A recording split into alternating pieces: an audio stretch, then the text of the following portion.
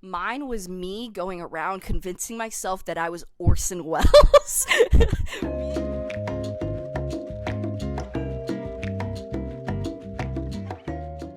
I am Stephanie Conti, author, dreamweaver, visionary, plus actor. Very slim reference for those who are going to get it. But in this production, I am Stephanie Conti. I am the writer, director, and also Caesar in this drama. Ooh, I'd say Savannah really summarized it really well, where it's like a tale of two friends with betrayal and everything. And I think that's a really good way, but if I were to, how I was describing it, or at least how I pitched the idea to Savannah, was the fact that it was a retelling of Caesar versus Brutus, but a retelling as if it took place on a 1940s stage, if you will. So I was trying to go to bed one night and, decided upon a little ASMR, just try to go to sleep.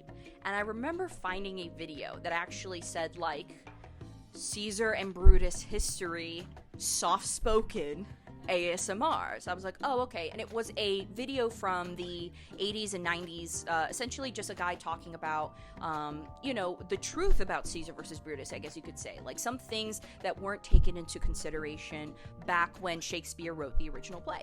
And things that were just not known back then. So I was like, there's so much information in here, and it's super cool, super interesting. Why don't we do a retelling of Caesar versus Brutus? And that's when I got the idea that maybe I could do that retelling of Caesar versus Brutus. So that is originally how the idea came to be. Not in a dream, but attempting to reach a dream. So essentially, because there were many, many different plans to film Caesar versus Brutus. Originally, we were going to film on a stage because I really wanted that play emphasis, and it just ended up not being a viable option for us. So the way that it ended up being filmed was in my house, in black and white, using my lovely boyfriend, aka the cinematographer, Zach's equipment. And so we kind of transformed my dad's office into a room in Caesar's Palace, not the Vegas hotel, but what would have been Caesar's Palace essentially. And it was really fun doing that, but it was really difficult because obviously modern furniture, modern walls. So we did what we could. We went shopping, we did a bunch of stuff, and so that was essentially how it was filmed, or how it ended up being filmed. Also, the one thing that I'm really proud of with this short film, it is filmed all in one take. So there is no cuts except for one thing at the end, which I am not going to spoil, but that makes it, both in my opinion, super cool, but also really, really difficult to do, because once the camera was on, it did not go off until Savannah and I had completely said our dialogue. For the entire project, so if we think first pre-production, right? Pre-production is me writing. I had the idea for a while. I'm the type of person when I have an idea, usually, fortunately, the beginning, middle, and end already appear. It's just the dialogue wasn't there. So I had been sitting on this idea for a while. When I finally, because I was in school, had time to write the idea completely out and everything like that, I decided to sit down one day, write it out completely, and it took me about 2.5 hours to do the script. Now keep in mind, I wrote the script, sent it out to Savannah, and then within a week we were filming it. So, and also the way that I had to write it too and everything, because it's in old Shakespearean English. I don't have an English degree. I have never fully read a Shakespearean play. I wasn't one in middle school. I was a witch in Macbeth. But that's not enough to write a Shakespearean play, right? So I kind of created the dialogue that I wanted, and then I would actually pull up the original Julius Caesar, and words and terms that I wanted to use, I would search and see if it was used in the old, script for it.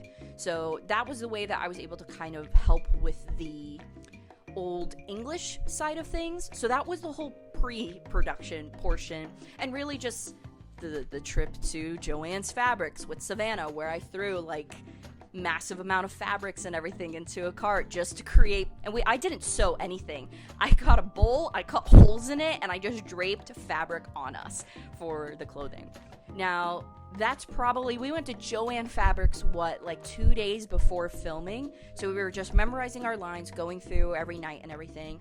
And then I'd say it took 1 day of filming, so maybe 5 hours of filming, I want to say. And then editing. So beauty about only shooting a one cut scene, not a lot of editing. So I think in general, I took a while to edit because I had exams and stuff at the time, but realistically probably took me less than 3 hours to edit everything. So if we were to take all the time actively worked on it, I think it would probably be under like 24 hours, which is kind of insane. It took over the span of a week, but if you count like active hours, I think it would have been less than 24 hours from creating the idea all the way to its finished product. Okay, so the Joann Fabrics, $100. We went into the sale aisle. I wasn't looking for gourmet. I was looking for whatever was going to fit the budget, and the budget was $300. So big part of it was the clothing. So I probably spent $120, I would say, on clearance clothing and stuff. And then I also had to buy drapes because there was this one photo in the room that we filmed in that had to be covered. So if you're like, why is there weird tarp there? It's because it's covering a painting that would have not fit for the times. And in terms of overall how it was spent, I know it was around $300. No one was paid. These are all acts of love by my besties and by my friends. Really be thanking my friends for letting me work them to the bone for free. But then there was something else. Oh yeah, I bought wheels for a tripod that never fitted, and now they're sitting in a box over there, and it's the worst thing ever because I paid like $60 to have these wheels shipped in from Etsy overnight and everything like that, only to find out that we do not have a single tripod that those wheels can fit. So there was that, and then food and, you know, whatever else was needed for the production, like little crown, little accessories, things like that. So overall cost about $300 to make this. I'm very, very like, if it looks good, that's it. Like, me and Savannah are wearing like pajama bottoms underneath and like jeans and stuff in the film. So when it comes to, I also don't want to make a film that is going to set me back financially. That kind of ruins a lot of the fun of it. So $300, I was very, very happy I was able to keep the budget of it, and, you know, deal with that. I'm only angry about the wheels. That's it. That's because, well, if anyone wants wheels for a tripod, let me know. I'll send them to you. Savannah's answer was very sweet. She did a lot of research and was like, oh, like I did this I looked at Hedy Lamarr, I looked at this and this. Mine was me going around convincing myself that I was Orson Welles. Me telling myself that I'm like Orson Welles and that I'm going to do this, because apparently I ended up finding out that when Orson Welles was younger, he did a Julius Caesar adaptation at the same age that I did a Julius Caesar adaptation.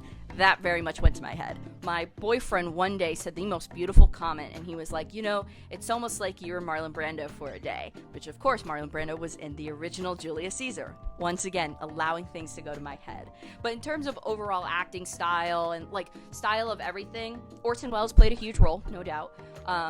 Definitely a scene from Citizen Kane was a really big portion. There's like a scene where Orson Welles is sitting at a table and it's a long shot and everything. And the idea of a one-take long shot really came from the movie Hunger, a Steve McQueen film, Criterion, for any of you nerds out there, where it's about Bobby Sands and everything like that. And there's one scene with Michael Fassbender that's like 8 to 16 minutes long. I forgot how long it was, but it's one take. So that was a really big inspiration for wanting to do something long take, and also because it's supposed to feel like a play. So I did theater before, Savannah did a little bit of theater, so took some inspiration from there. There is one ring that I wear in this, and I'm going to put a little picture up here wherever I end up editing the photo here. I wear a replica of Elizabeth Taylor's Krupp diamond ring. Essentially, I wore that because, you know, Elizabeth Taylor and like the women from the 40s and 50s of these big time biblical productions or even past historical productions and everything was totally a huge influence in acting style, the way it looked, the way that I wanted Savannah and I to look at everything like that in this picture. So just to name a few, those were some influences.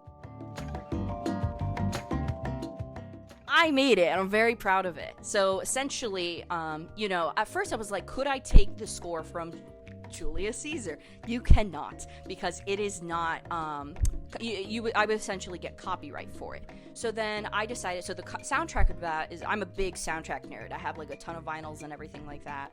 But essentially for it, I was like, who made the score? And it was Miklos Rosa, who did a lot of big time, historical pictures from that decade. So then I thought, well, he's not too far away from the copyright laws and all those types of stuff. Like if we go back maybe 30 more years, I could probably find something that I could use royalty free. So I looked up his inspiration. And from his inspiration, I was able to find a Hungarian composer that I found his works for. And it was perfect. It was perfect. It was the big sounding drums and everything like that. But it was one album. And essentially I took snippets from certain songs, composed them together and everything like that. I do not play an instrument to save my life, okay? Even get me to do chopsticks on a piano, it's not gonna happen. So what I was just able to do was just kind of take this great Hungarian composer stuff. I'm forgetting his name right now because it's been several months since I worked on it, but I'll put his name here, and his works that I kind of took and made my own, and I chopped it up, and I just created one soundtrack, one song, to fit the entire 8-minute duration of the film, which was really fun because I was able to get like the highs and lows and kind of really schedule it and really edit it to the flow of the storyline.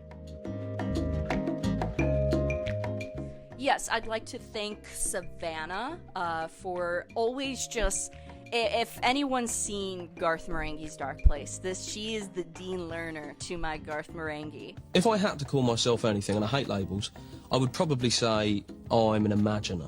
I call Garth the Orson Welles of horror, and that's not just because of his weight. He is a titan of terror. I call him that as well. I also like to thank my boyfriend Zach, for letting me use his camera equipment, for being such important help to making this, because I wouldn't have been able to do this without him, as well as dealing with me, yelling at him, put it on a crank. For the background of that, I wanted a tripod with a crank because I wanted to do a little slow, steady movement. I didn't get the crank, but for a while I really tried to get a crank, but there's no crank in the video. But I really appreciate the fact that he entertained whatever that idea was for so long.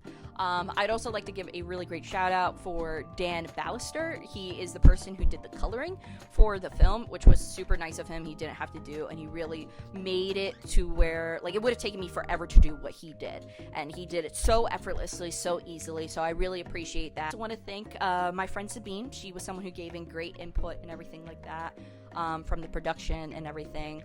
And yeah, like, just everyone who's ever supported Purple Noon, like, thanks. My parents, shout out to you guys. Thanks for letting me use your house. Thanks for letting me live here.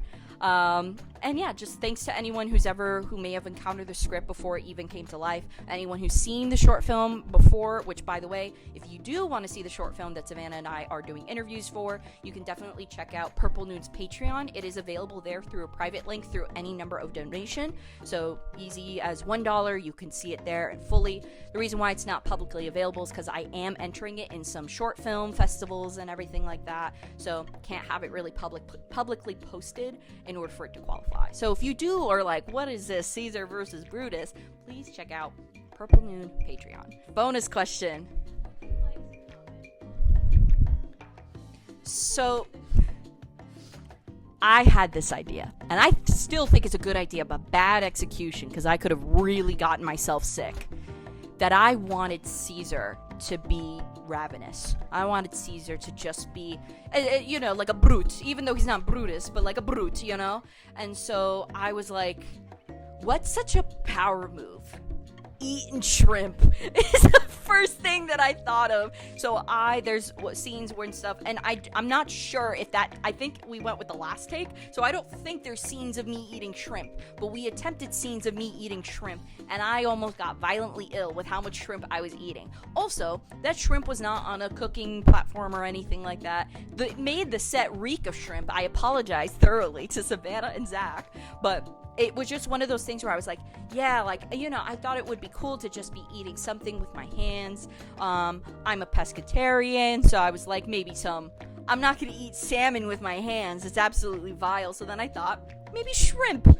I wasn't gonna do mussels, oysters. Ugh, not gonna do that. So I thought shrimp was gonna be good, and it was a mistake. And then we just ended up switching to gluten-free crackers and grapes, which still ended up working because I was able to make the whole like aggressive stuff. That one of my favorite things is that I end up like just taking a piece of cracker and I'm just chucking it at Savannah like a rude, mean person, just chucking gluten-free crackers at her. But their shrimp was a failed attempt, but I still got my message across through other means.